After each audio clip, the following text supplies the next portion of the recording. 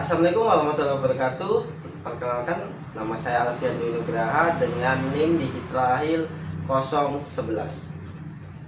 Di sini saya akan menjawab tentang pertanyaan untuk memenuhi tugas UAS dari etika profesi. Nah, pertanyaan pertama adalah perbedaan antara hak cipta dan hak kekayaan industri. Perbedaan yang pertama adalah hak cipta adalah hak yang timbul akibat seseorang menciptakan sesuatu. Nah, hak ini secara eksklusif diberikan untuk seseorang gitu. Jadi sebagai contoh, contohnya adalah misalnya ada orang bikin lagu atau misalnya bikin musik, buku, pamflet dan lain sebagainya. Jadi biasanya hak cipta ini ditujukan untuk perorangan, jadi langsung ke penciptanya. Nah, sedangkan hak kekayaan industri ini lebih khusus untuk sesuatu perusahaan atau suatu kelompok. Nah, sebagai contoh adalah ada hak paten, ada merek, itu juga termasuk hak kekayaan industri. Nah, contohnya misalnya adalah ada misalnya nih iPhone bikin teknologi namanya touchscreen atau yang ada pada smartphone. Nah, ini bisa dijadikan hak paten gitu ya oleh si Apple gitu. Misalnya ada lagi Samsung bikin teknologi kamera seperti ini, Sony bikin teknologi ini. Nah, ini bisa dipatenkan. Atau merek juga termasuk hak kekayaan industri. Jadi itu perbedaannya. Kalau hak cipta lebih ke perorangan, kalau untuk hak kekayaan industri ini bisa ditujukan untuk suatu perusahaan atau suatu kelompok tertentu. Nah, selanjutnya adalah apakah pekerjaan dianggap profesi? Apakah semua pekerjaan dianggap profesi? Jawabannya menurut saya tidak. Mengapa? Karena pekerjaan dan profesi ini berbeda. Jadi profesi adalah suatu pekerjaan, tapi pekerjaan bukan berarti profesi, seperti itu. Nah, jadi pekerjaan adalah sesuatu. Nah, di sini kan definisinya adalah pekerjaan itu adalah sesuatu aktivitas yang dilakukan untuk memperoleh kebutuhan khusus. Seperti itu kan, istilahnya kita melakukan sesuatu agar digaji. Nah, itu pekerjaan. Jadi pekerjaan secara umum semua orang bisa melakukannya dan bahkan harusnya melakukan pekerjaan seperti itu kan. Nah, sedangkan profesi adalah pekerjaan yang mana membutuhkan. Nah, di sini ada garis bawahnya, yaitu pekerjaan yang membutuhkan ilmu-ilmu tertentu atau istilahnya ada spesifikasi persyaratan khusus untuk bisa melakukan pekerjaan tersebut yang nggak semua orang bisa melakukannya. Itu alasannya. Sebagai contoh, pekerjaan misalnya sebagai kasir dari suatu minimarket. Nah, di sini meskipun untuk menjadi kasir kita butuh pengetahuan khusus, tapi hal ini bisa dilakukan oleh banyak orang. Secara umum bisa, semua orang bisa untuk melakukannya secara mudah seperti itu ya.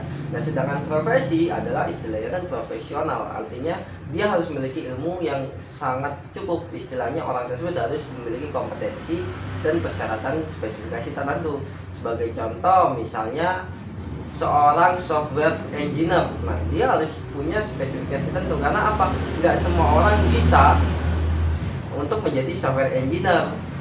Semua orang bisa, tapi memiliki spesifikasi khusus. Jadi garis bawahnya adalah ilmunya di sini lebih spesifik lagi seperti itu. Nah, selanjutnya adalah contoh dari profesi yang bergerak di bidang IT. Sebagai contoh di lingkup software aja, misalnya ada software engineer, lalu ada sistem analitis, jadi menganalisis.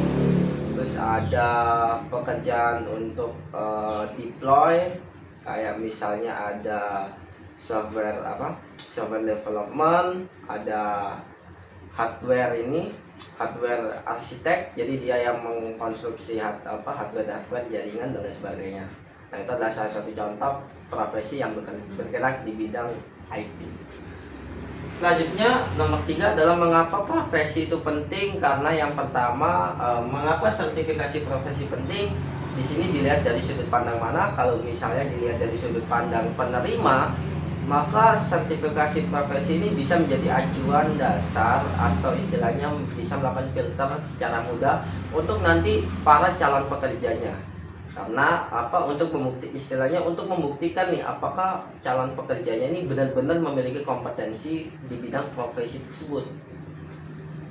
Nah, selanjutnya untuk sudut pandang di para pekerja atau calon yang mendaftar untuk bekerja, ya dia memiliki nilai lebih karena dia punya sertifikasi itu yang membuktikan bahwa dirinya mampu untuk melakukan profesi tersebut. Sebagai contoh, ada seorang yang ingin mendaftar di perusahaan sebagai software engineer. Kalau dia punya sertifikasi yang membantu menunjang untuk profesinya tersebut, ya maka perusahaan akan lebih mudah untuk menerimanya. Mengapa? Karena perusahaan tahu, oh iya benar, orang ini memang memiliki dokumen resmi sertifikasinya bahwa membuktikan bahwa dirinya memang pernah mengikuti suatu uji kompetensi untuk profesi tersebut. Jadi ini sebagai nilai lebih lah untuk para pekerja untuk bisa diterima di suatu perusahaan gitu. Nah selanjutnya, mengapa saat ini kejahatan komputer merajalela? Menurut saya ini yang paling banyak terjadi di masyarakat sekitar, yaitu adalah kurangnya edukasi. Jadi pengguna teknologi ini tidak teredukasi secara baik dan benar. Alhasil kejahatan akan semakin banyak gitu. Bahkan kejahatan yang paling baik sebenarnya adalah kejahatan yang sebenarnya sepele sebenarnya. Tapi karena para penggunanya tidak teredukasi, akhirnya kejahatan ini bisa terjadi. Nah, lalu contoh kasus kejahatan komputer adalah misalnya ini yang paling sering terjadi dan paling pasti ada beberapa hari gitu, itu adalah istilahnya penipuan di website untuk mencuri data, atau istilahnya bisa disebut kayak web phishing. Jadi biasanya ada nyebutnya web phishing. Nah, web phishing ini seperti apa? Jadi ada suatu website yang meniru suatu tampilan lain yang dengan intinya atau tujuannya adalah menipu agar pengguna itu menuliskan identitas dirinya atau identitas suatu akun dirinya gitu.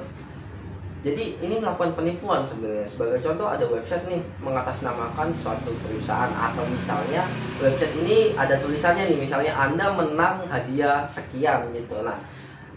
Nah, website ini memaksa agar si user menulis kata sandi atau password dari suatu akunnya. Nah, ini yang paling berbahaya. Jadi bisa data pribadi atau bahkan akun, dan yang paling bahaya misalnya akun bank dan lain sebagainya, itu kan sangat bahaya.